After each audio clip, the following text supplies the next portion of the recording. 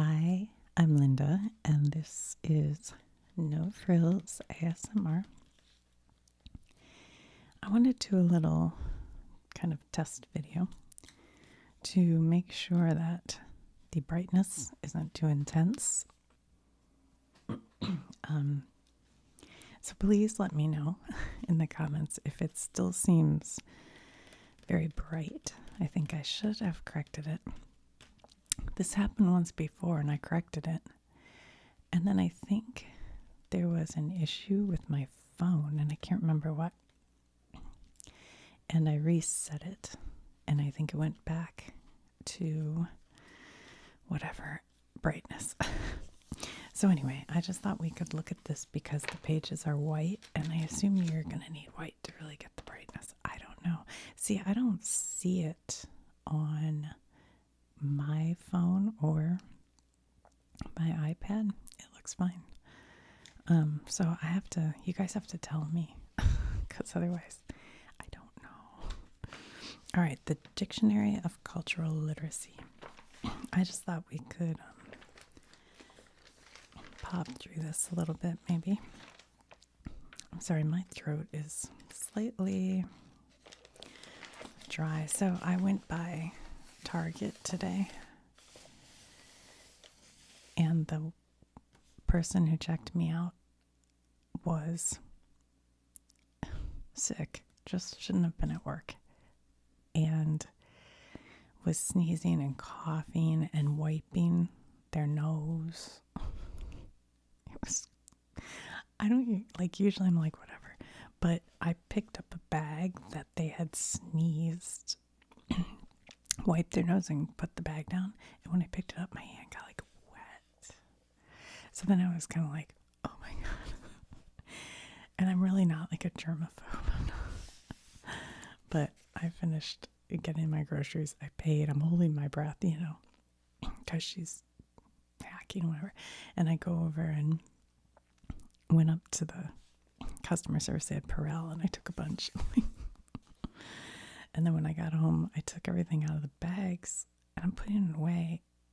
And I threw away the bags, but I was like worried that the products would all have.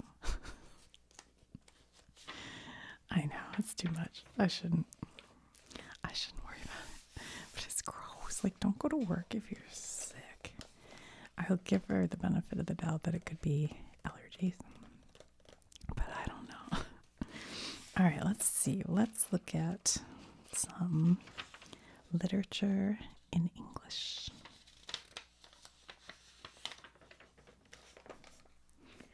I think I'll just do a real short video just so I can get a sense of whether or not the setting is better on the camera. So, Captain Ahab, the captain of the ship the Pequod and Moby Dick.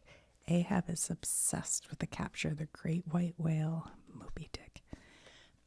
I read Moby Dick in high school, and it's good.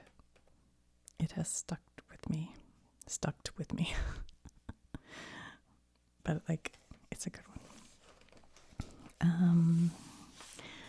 Louisa May Alcott, an American author of the 19th century, known for Little Women, Little Men, and other books for and about children. Alice in Wonderland, a book by Lewis Carroll. Alice, a young girl, enters Wonderland by following the white rabbit down his hole and has many strange adventures there.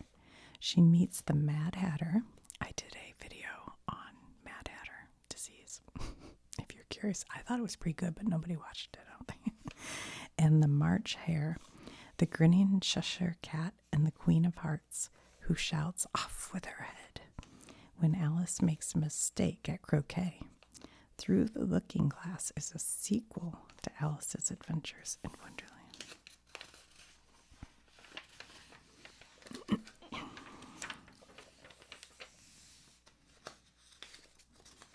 The Canterbury Tales, a work written by Geoffrey Chaucer in the late 14th century about a group of pilgrims of many different occupations and personalities who meet at at an inn near London as they are setting out for Canterbury, England. Their host proposes a storytelling contest to make the journey more interesting. Some of the more famous stories are The Knight's Tale, The Miller's Tale, and The Wife of Bath's Tale.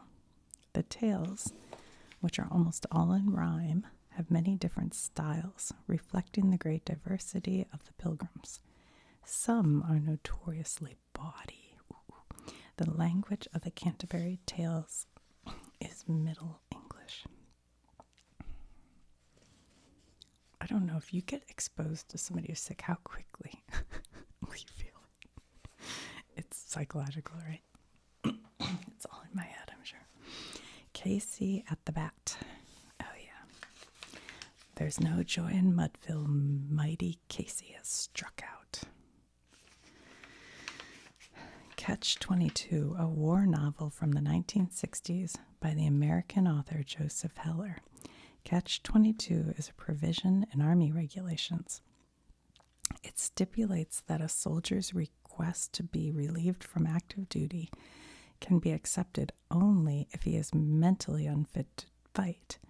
Any soldier, however, who has the sense to ask to be spared the horrors of war is obviously mentally sound and therefore must stay to fight.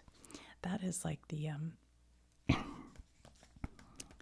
in the TV series MASH, there was a guy who wanted to be sent home. His name was Klinger.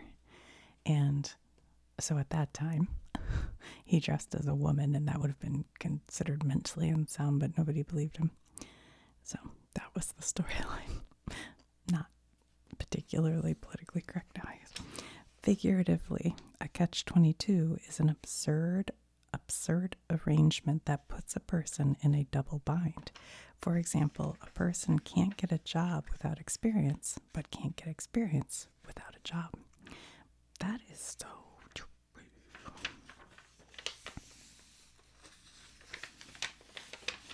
Death of a Salesman. That's a good one.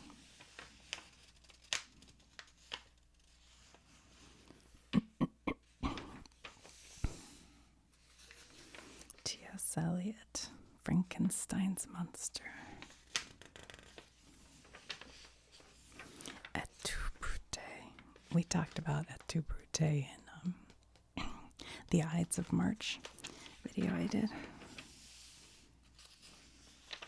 The Gift of the Magi. Magi. I thought it was Magi. Okay. Gunga Din, a poem by Rudyard Kipling about the native water carrier for a British regiment in India. It ends, though I've belted you and flayed you, by the living God that made you, you're a better man than I am, Gunga Din. Wow. I remember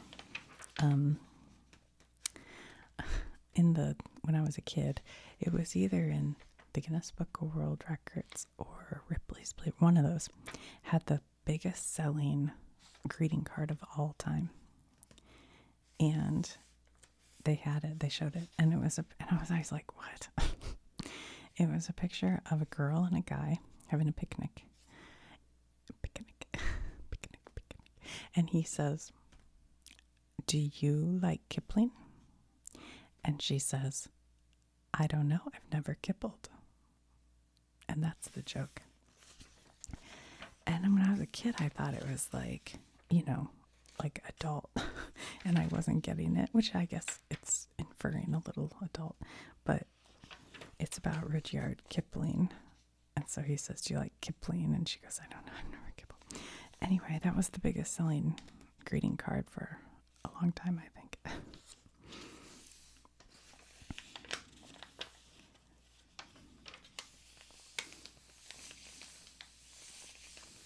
The Little Red Hen. I always liked reading that story to my kids because it's all about the hen. She asked for help, like making her garden and growing the wheat and What do they say? A children's story. A little red hen asks her animal friends to help her plant, tend, and harvest some wheat, but they refuse. After she has harvested the wheat and baked it into bread, the same friends eagerly agree to help her eat it. She refuses to share and keeps all the bread to herself and her chicks. In another version, she bakes a cake, is captured by a fox, escapes, and sees her friends repent their selfishness. Oh, I don't know about that.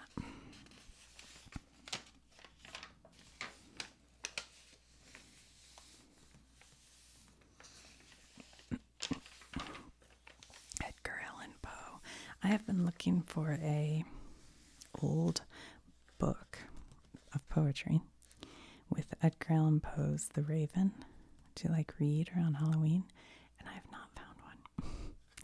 I have a lot of old books of poetry at my house, but I don't have The Raven in any of them. So I'm still on a search for that. I was at the thrift, vintage bookstore today looking, actually. It's I gotta find that.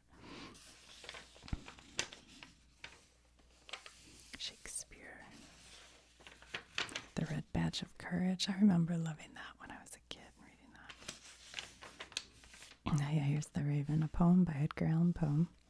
Once upon a midnight dreary, while I pondered, weak and weary, over many a quaint and curious volume of forgotten lore, while I nodded, nearly napping, suddenly there came a tapping, as someone rapping at my chamber door. It's a good one. It's a really good one. The Taming of the Shrew. Yep. Transcendentalism. A movement in American literature and thought in the 19th century. It called on people to view the objects in the world as small versions of the whole universe and to trust their individual intuitions. The two most noted American transcendentalists were Ralph Waldo Emerson, who wrote Self-Reliance, and Henry David Thoreau. There you go. That's one of those things I've learned and long forgotten. View objects in the world as small versions of the whole universe. Interesting. Mark Twain. Tweedledee and Tweedledum. Oscar Wilde. Look, he's wearing this fancy fur. Dr. Watson, I presume. Virginia Woolf. All right, well, let me know how this looks as far as brightness, please.